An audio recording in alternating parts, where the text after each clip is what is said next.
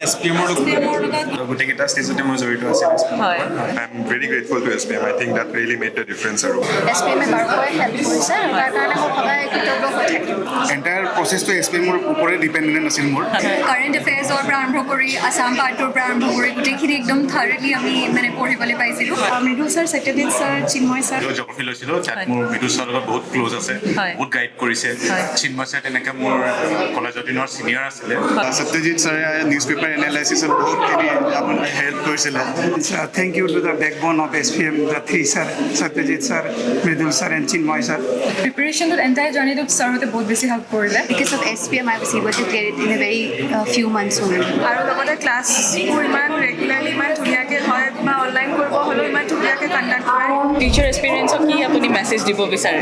মই এইটোৱে ক'ম যে ধৈৰ্য আৰু একাগ্ৰতাই দি তেওঁলোকে গিভ আপ নকৰাকৈ প্ৰিপেয়াৰ কৰি যাওক, হয়। নিশ্চয় সফলতা লাভ কৰিব।